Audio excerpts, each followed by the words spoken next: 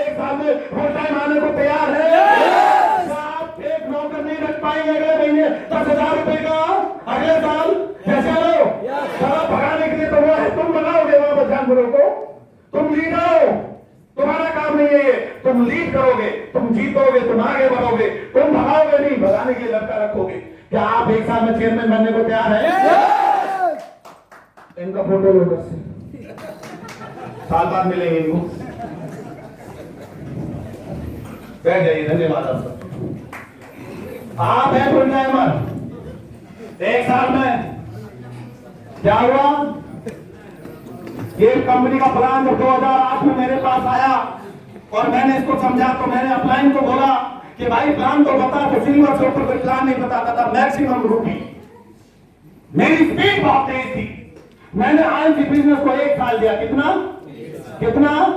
मैंने कहा 1 साल दूंगा, कामयाब हुआ तो ठीक, नहीं तो छोड़ दूंगा। मेरे जीवन की पहली नेटवर्किंग कंपनी थी, इससे पहले मैंने कोई कंपनी नहीं की। मैं उस एरिया में रहता था जहां मुझे कोई जानता नहीं था। मैं कोई एरिया में रहता था जहां मुझे मेरी वाइफ और मेरे ससुर के अलावा कोई नहीं मुझे जानता था। मेरी शादी गाजे बाजे के साथ नहीं हुई थी, चुन्नी चढ़ा के शादी हुई थी।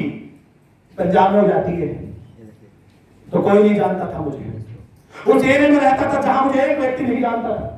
मेरे पास चलने को बाइक नहीं था, एजुकेशन के नाम पे नब्ज पकड़नी नहीं आती थी मुझे, और दिल भी ढूंढता था इधर है कि इधर है।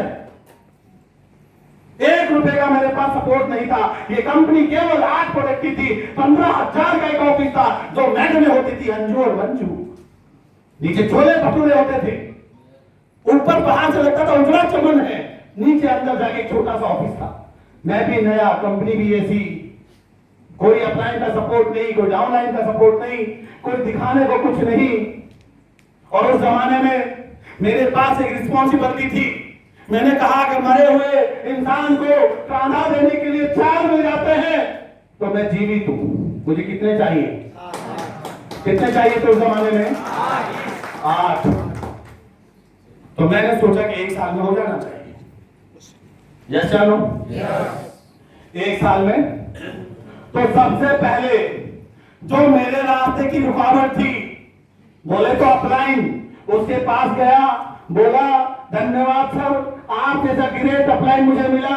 आज के बाद मेरी शक्ल ना देखियो, तू अपना साइड संभालना, मैं मेरा संभाल लूंगा।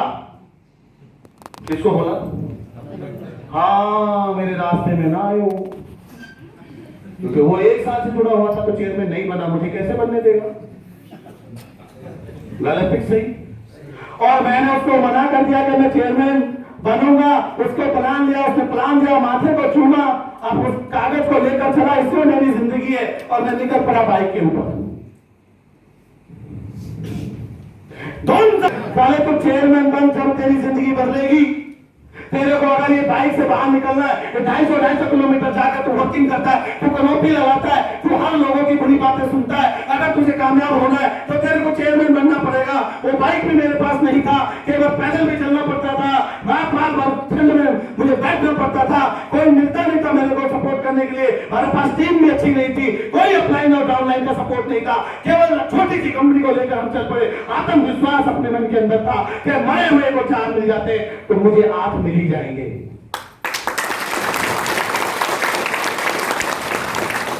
बात यहां पे डिसीजन की है।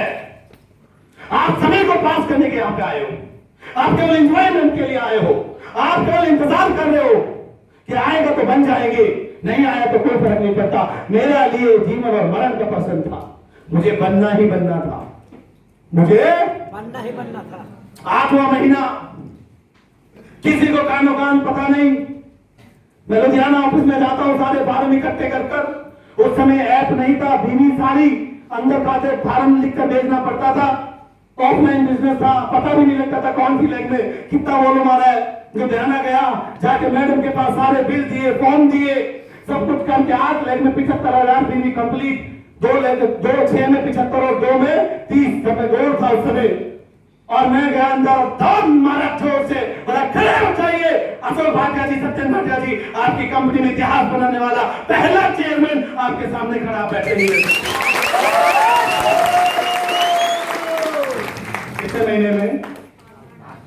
कितने महीने में अब कितनी लेग चाहिए? प्रोडक्ट कितने हैं? ऐप 24 घंटे साथ होती है।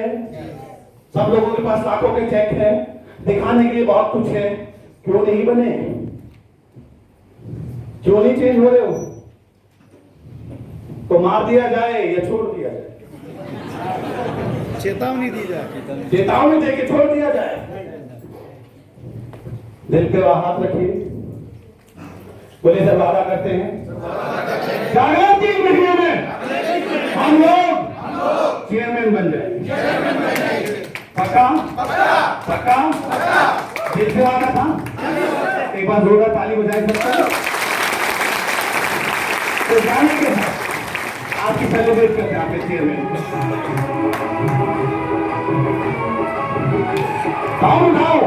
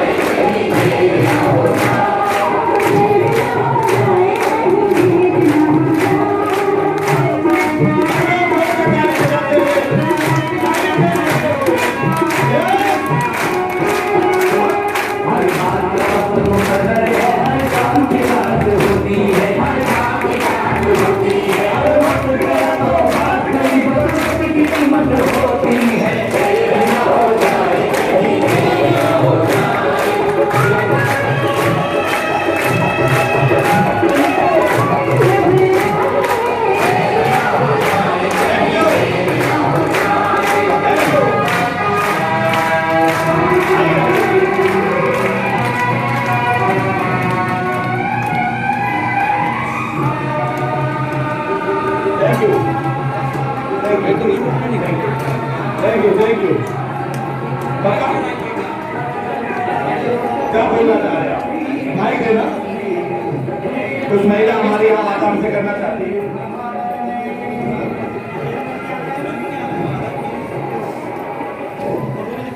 खोलिए दिल अपना।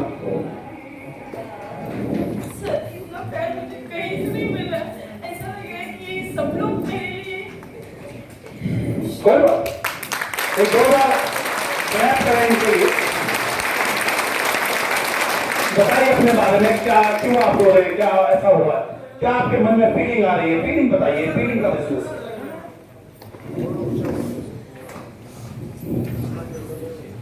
मैं ही कहीं पे कम पड़ गई ऐसा लग रहा है। मुझे और ज्यादा काम करना चाहिए था, और ज्यादा लोगों को ज्वाइन करना चाहिए था, और ज्यादा यूजर्स क्रिएट करने चाहिए थे, लीडर्स क्रिएट करने चाहिए थे। कहीं पे कम हो गई मैं, लेकिन मैं अभी 3 महीने में पूरी तरह से कोशिश करूंगी।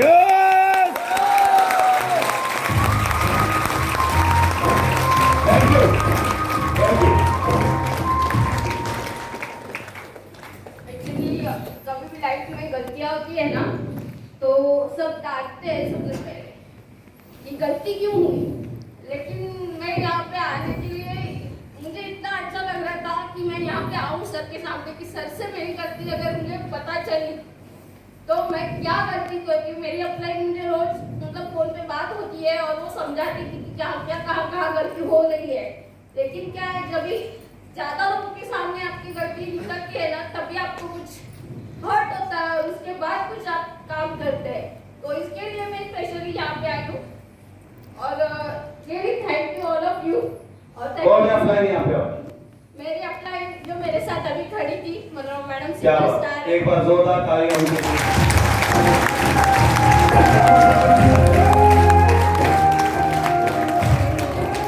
मतलब मार्च में मैं सुपरस्टार कहाँ हुई। से हैं आप? मैं उल्लासनगर से हूँ। उल्लासनगर। मैं मार्च में सुपरस्टार हुई, उसके बाद 3 महीने तक मेरा बहुत अच्छा चल रहा था, लेकिन मतलब क्या हुआ कुछ समझ में नहीं आ रहा। लेकिन अभी भी तो मेंटेन होने का भी मुझे तकलीफ आ रहा था। और मैं ऐसे है कि मेरे अपलाइंस बहुत अच्छे हैं, मतलब सिल्वर सर के ऊपर doctor Sachin Mukesh sir, doctor Ahmed sir, लेकिन मुझे खुद को ऐसे डर लगता है कि अंदर से मुझे ऐसे कि मैं इतना भी नहीं कर सकती, लीडर्स भी नहीं क्रिएट कर सकती। फुल टाइम हूँ। लास्ट 1 साल से मैंने सितंबर 30 को आउटलेट लेके शुरुआत की, उसके पहले यूजर थी। लेकिन मैं कुछ बहुत सारा कम। क्या वादा करना चाहते हो? बोल जाइए, बीती हुई बात को भूल जाइए। बस आज इस मंच पे दिल से एक वादा कर डालिए कि अगले 1 साल में अपलाइन की तरफ देखते हुए। अभी तो कमिटमेंट किया है मैंने कि 3 महीने में हम लोग चेयरमैन बन के दिखाएंगे।